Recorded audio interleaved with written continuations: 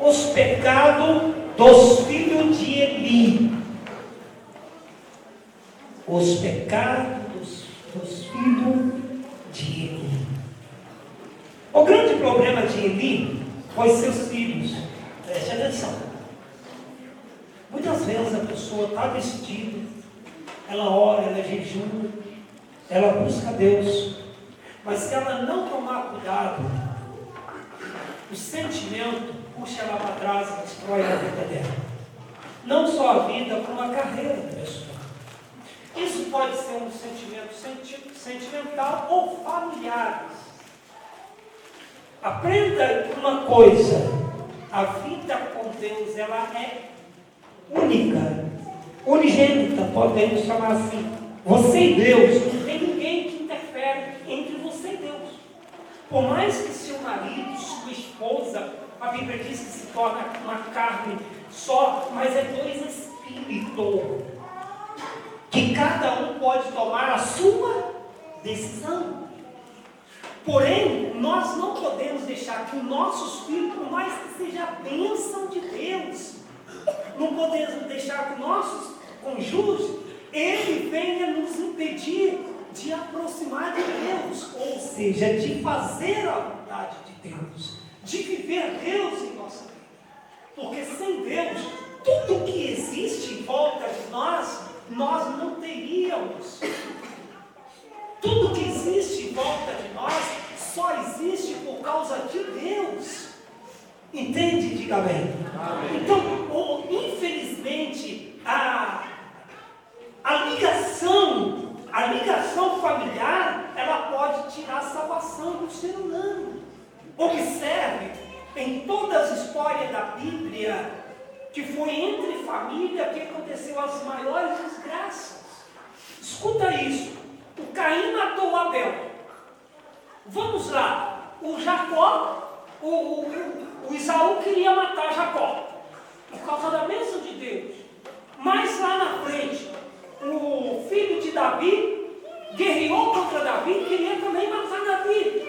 Se vamos falar sobre isso, nós vamos encontrar uma lista de pessoas que entre irmãos tentaram destruir a vida de um ou outro por causa da inveja. Então, nós temos que amar os nossos, temos que amar muito, orar muito, mas Jesus tem que estar acima de tudo.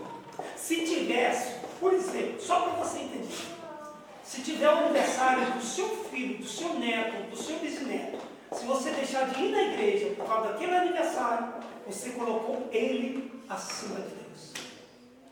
Então, nunca permita que nada, inclusive família, venha desligar você do autor da vida. Ele tem que estar acima de tudo.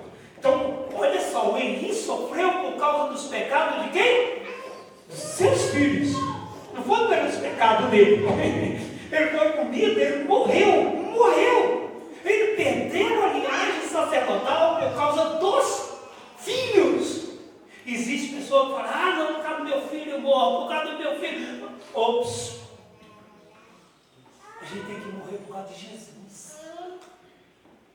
Os nossos filhos, nossa família, nós só podemos orientar. A decisão é deles. A gente manda neles até os seus 7, 10 anos, 12 anos. Passou daí, pronto, já era. Então, se Deus não cuidar, se Deus estiver contra, o que adianta eu estar a favor?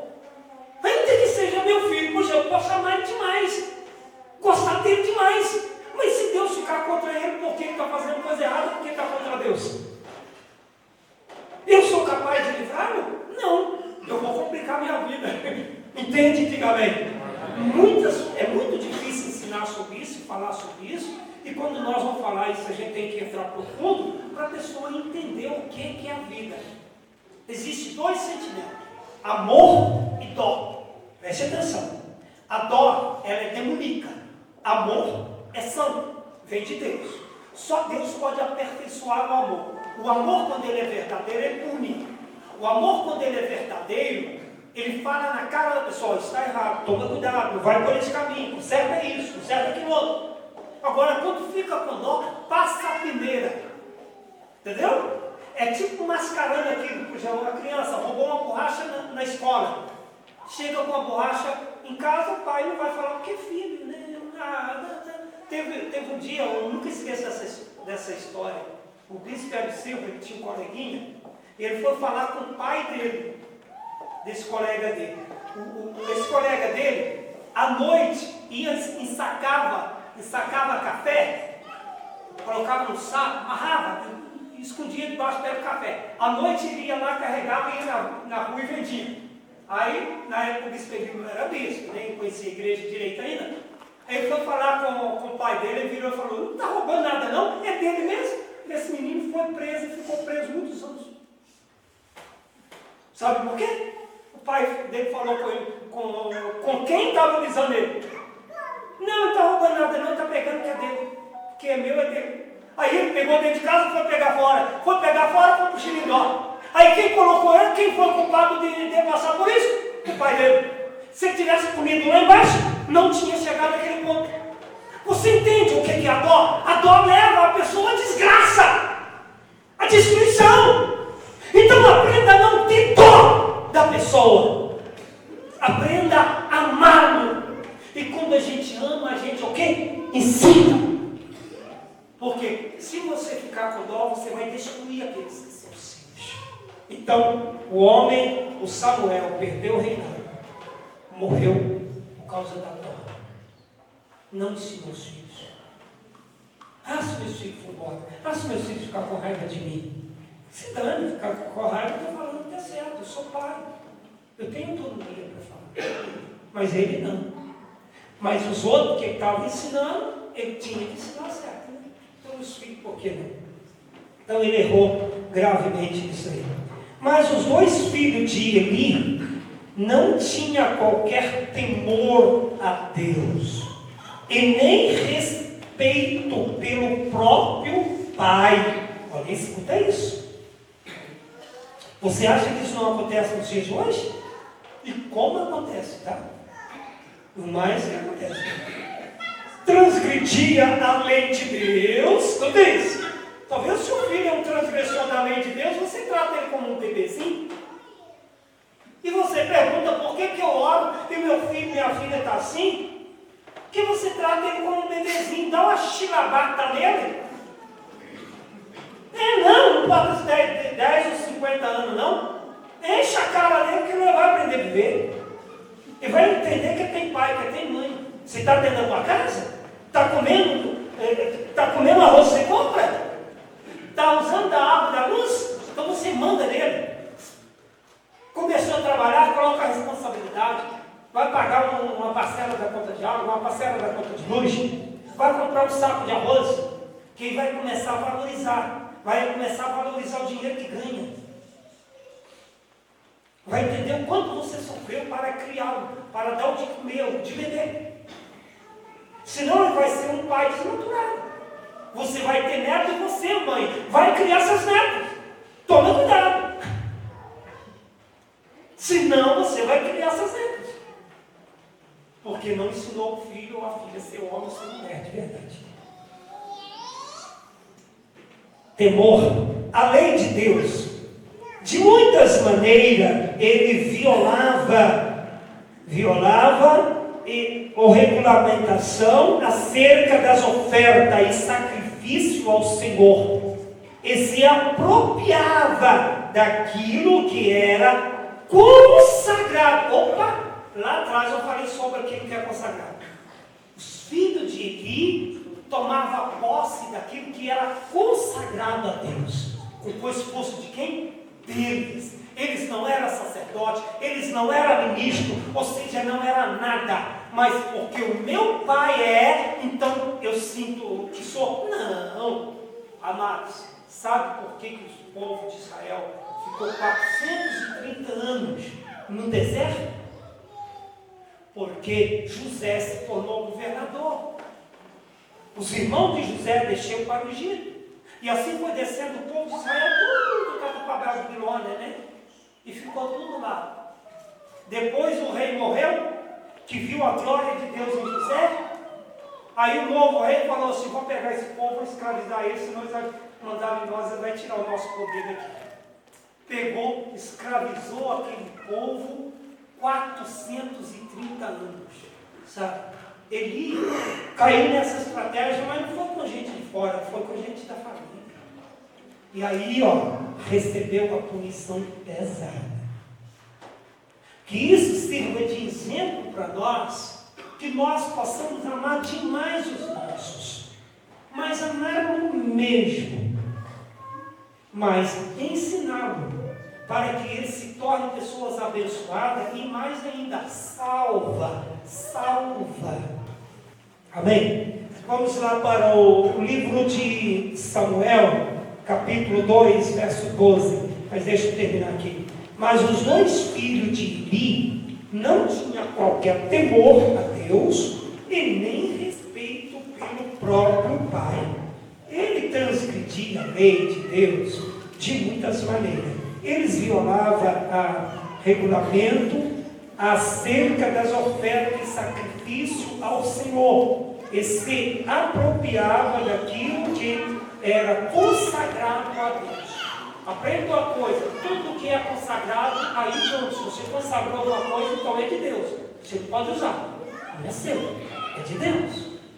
Essa igreja aqui é consagrada, que se utiliza para fazer o quê?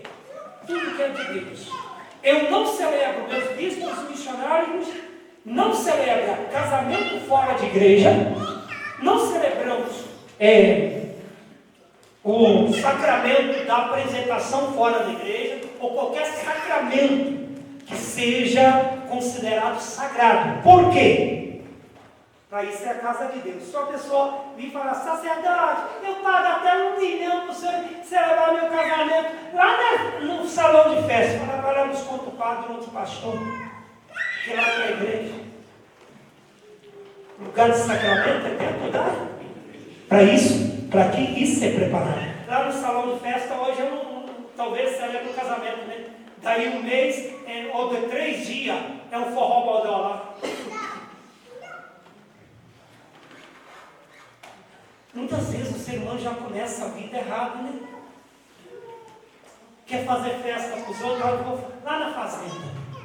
Lá no lugar tal, bonito, que é bonito. Amado, boniteza não põe na mesa, vamos lá. Eram, porém, os filhos de Eli, filhos de Belial, e não se importavam com o Senhor. Você viu? Os filhos de Eli eram filhos de Belial.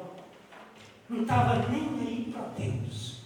Amados, posso te falar uma coisa? Se o seu filho te maltrata, a sua filha, olha dentro da igreja. Quantas pessoas precisam do seu carinho, do seu amor?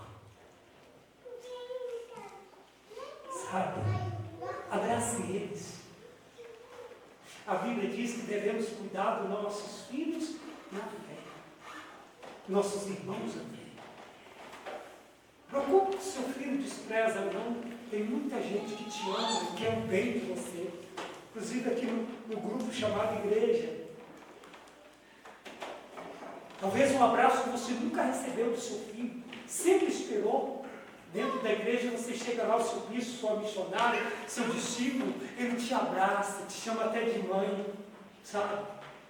Com aquele verdadeiro carinho. Uma coisa que você tanto buscou dentro de casa, para aquele que você tanto deu. Mas eles não reconhecem. Porque talvez lá no início comprou alguma coisa. E hoje não tem nem como consertar mais. Mas não importa com isso. Olhe para o amor de Deus. Amém? Vamos continuar.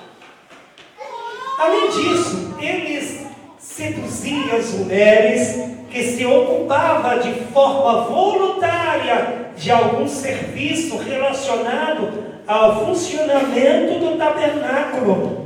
A prática pecaminosa e imoral dos filhos de Eli era conhecida por todos os israelitas e influenciava negativamente o povo. 2:22 ao menos ao 24. A Bíblia mostra a tentativa patética de Eli de repreender seus filhos, mas eles já estava com suas mentes cauterizadas pelo pecado e tinha atingido um nível de endurecimento tão profundo que o juiz de Deus sobre eles era irrevogável. Samuel 2:25. Pecando o homem contra o próximo, Deus lhe será o árbitro. Pecando, porém, contra o Senhor, quem intercederá por ele? Entretanto, não ouviram a voz do seu pai, porque o Senhor os queria matar. Olha, preste atenção. Se alguém pecar contra Deus, é melhor a pessoa querer ficar longe dessa pessoa. Se a pessoa pecar contra si mesmo ou contra o seu próximo, é fácil de resolver. Tem como resolver. Mas se Deus ficar contra a pessoa, quem pode ajudá-la? Esse foi o caso dos filhos de Eli. Deveria ter respeito pelo seu pai, temor pelo seu pai. Além de ser pai, era sacerdote deles. Deveria ter temor de Deus, porque a comida que eles comiam, tudo que eles viviam ali, vinha pelo nome do Senhor. Era a igreja que proporcionava aquilo ali. Mas não, eles levavam como se fosse de qualquer maneira. Também, pai, mãe, tudo que você coloca dentro de casa é seus esforços. É óbvio que os seus filhos precisam de olhar para você e todo momento te agradecer, sabe? Por mais que a gente use de qualquer palavra para agradar o nosso pai, a nossa mãe, será muito pouco diante do que eles fizerem por nós. Entregar a sua juventude, a sua mocidade. Quantos pais e mães que deixaram de comer para dar aos seus filhos?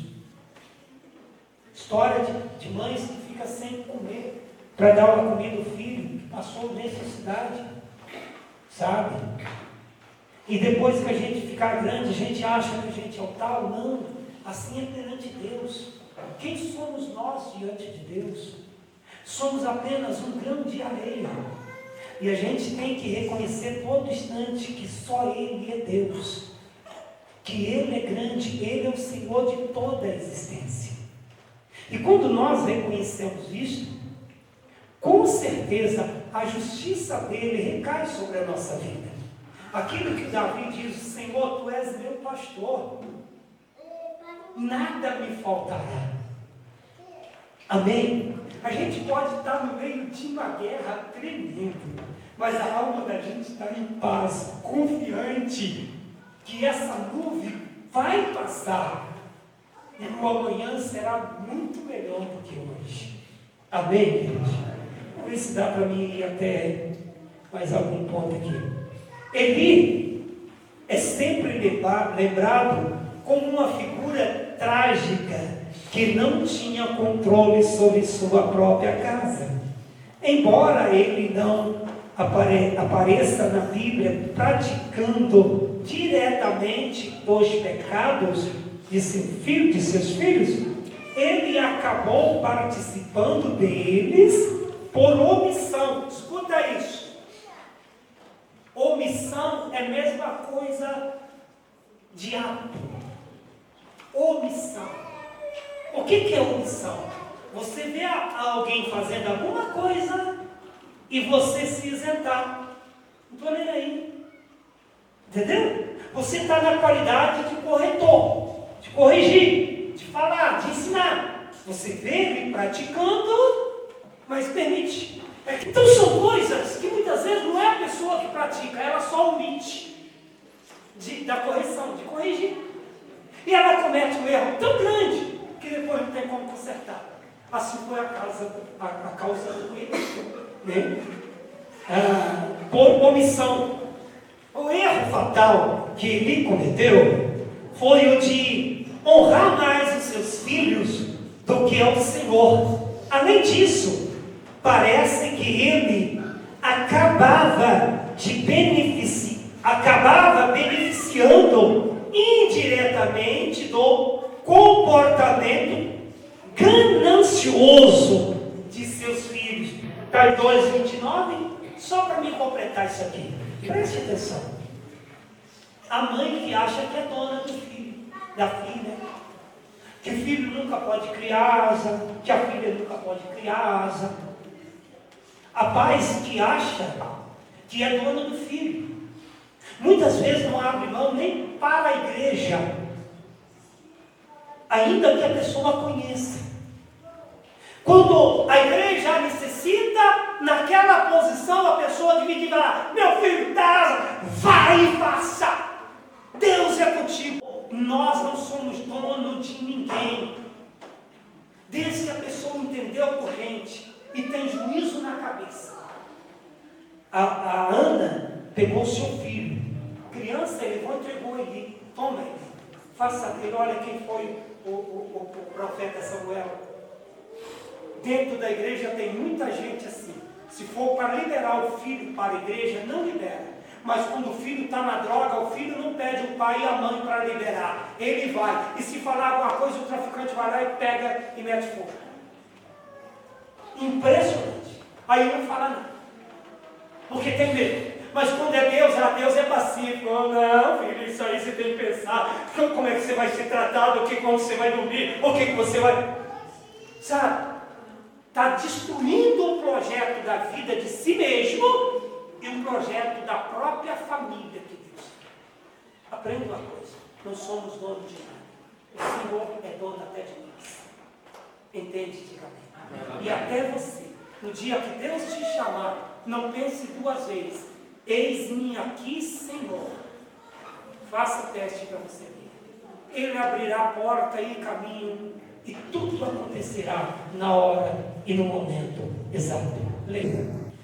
Porque pisais aos pés os meus sacrifícios e as minhas ofertas de manjares que ordenei se me fizessem namorada minha? E tu, porque honras os teus filhos mais do que a mim? Porque tu e eles vos engordardes das melhores e de todas as ofertas do meu povo de Israel? Gente, nosso Deus, isso aqui é pesado. Imagina esses caras aí que, sabe, fica pegando dinheiro da igreja, sabe, só para se embelezar e ganhar patrimônio para si mesmo. Vão pagar caro. Qual a história de Eli? Tu que engordaste com as ofertas do meu povo Israel. Amaste mais os teus filhos do que a mim, diz o Senhor. Amados, nós estamos aqui hoje com o objetivo para que Deus possa moldar nós, para que nós possamos entender que a gente não deva querer fazer a própria vontade, mas sim a vontade do Pai. Para resumir essa história, nós temos o relato de Maria, mãe de Jesus, que ela tinha um projeto de casamento, e o anjo apareceu e chamou. Primeiro ela duvidou. Quando ela entendeu, ela disse: eis aqui a serva do Senhor, que cumpra em mim a tua vontade. O que falta na humanidade é isso, deixar que a vontade de Deus cumpra na vida da gente.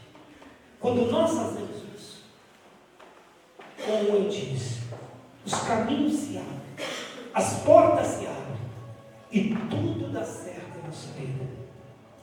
Amém. Eu quero convidar você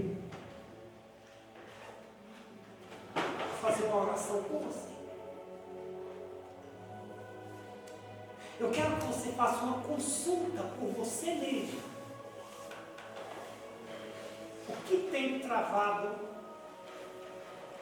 sobre tudo que nós ouvimos hoje? O que tem travado entre você e Deus? Talvez sem você perceber mesmo, que sabe, você está emocionado. Isso acontece. Sabe?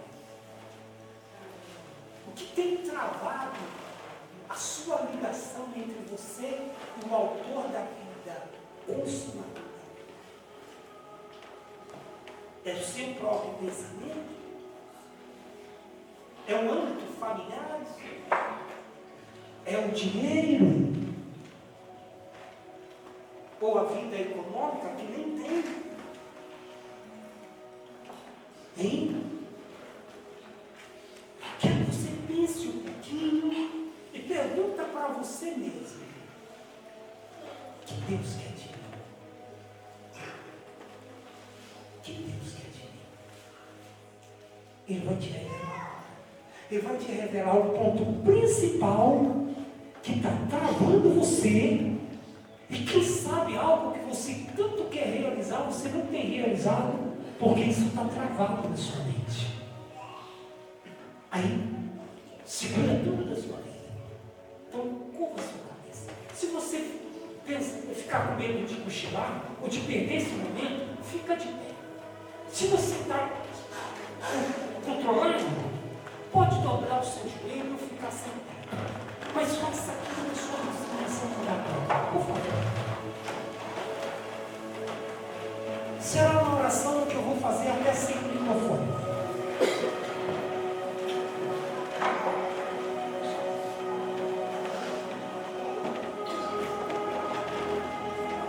Isso, feche os seus olhos.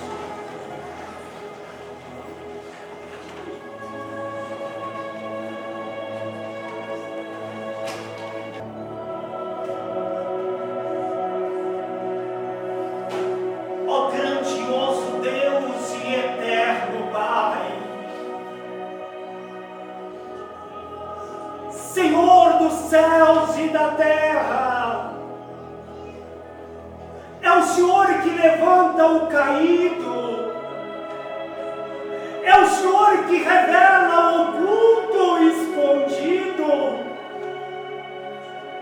é o Senhor, meu Deus, que faz o grande ser abatido, e é o Senhor que engrandece aquele, Pai, que se humilha diante de vossa presença.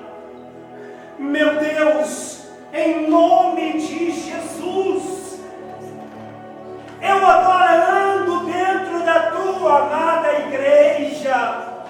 Senhor, toque no subconsciente, meu Deus, de cada um dos discipulados, dos cooperadores, meu Deus, que se encontra aqui, ó Pai. Meu Deus, arranca do subconsciente tudo aquilo que não provenha do Senhor. Meu Deus, estabeleça, meu Deus, o decreto do céu sobre o subconsciente deste homem, desta mulher, meu Deus. Em nome de Jesus, meu Deus, que seja apagado, meu Deus, todo aquele sentimento de dor, meu Deus, que seja neutralizado, meu Deus, todo o passado, meu Deus, que no nome de Jesus, a partir de agora, meu Deus, renova a mente deste homem, renova a mente dessa mulher, coloca a autoconfiança, meu Deus, a autocerteza, Pai, em nome de Jesus, eu estou consagrando agora, Pai, consagrando a mente deste filho, a mente dessa filha, meu Deus, para que venha pensar com a mente do Senhor, para que venha pensar com os pensamentos do Senhor, em nome de Jesus, pois diz a tua palavra que os caminhos do Senhor é mais alto do que os nossos, que os pensamentos do Senhor é mais alto do que os nossos. Então, meu Deus, que os pensamentos do Senhor sejam sobre essa vida, a partir de agora, Pai, em nome de Jesus. Assim como aquele anjo que anunciou o nascimento de Cristo diante de uma jovem chamada Maria, Espírito Santo, entra no subconsciente agora deste homem, entra no subconsciente desta mulher. Meu Deus, se a mente dessa pessoa está trazendo a doença, está trazendo a paralisia, meu Deus, de parte do corpo, a paralisia na vida sentimental, a paralisia na vida profissional, eu te mando, demônio, aí não é teu lugar, porque não tem lugar para ti mais. Dá um basta e sai, em nome de Jesus. Seja livre agora, seja livre agora, seja livre para pensar com o pensamento de Jesus. Seja livre agora para viver as novidades de Deus, para viver os projetos do Pai. Seja livre para receber a salvação. Meu Deus, escreva o nome dessa pessoa no livro da vida. Escreva o nome dessa pessoa no livro da vida, meu Deus. Em nome de Jesus, eu lhe peço, eu abençoo agora, Pai. Coloca a mão na sua cabeça e diga em nome de Jesus. Em nome de Jesus. Eu estou consagrando a minha mente ao meu Deus. Espírito Santo, o Senhor tem liberdade. O Senhor tem liberdade para viver, para me guiar, para me conduzir pelo caminho do Senhor. Espírito Santo, revela-me tudo aquilo que precisa ser revelado para que eu seja santo para o Senhor. Deixa o sacerdote agora, Pai, em nome de Jesus, segundo a palavra de cada um, eu vos consagro ao Senhor. Que essa mente possa estar cheia, fértil, da presença do Espírito Santo do Senhor. Que nada dessa terra ou deste mundo venha confundi-lo, mas que seja a terra fértil, para que o Senhor implante projetos, palavras de vida, de transformação, de libertação, e revela essa pessoa agora, meu Deus. Revela a ela os céus, a ela, Pai. Revela a ela os céus, a futura morada, Pai, eterna. Oh, meu Deus, esclareça, Espírito Santo. Esclareça, Espírito Santo, esclareça, para que fique claro para ela o que o Senhor quer dela e para ela. Em nome de Jesus, louvado seja, glorificado seja o nome do Senhor. Para sempre Jesus seja louvado.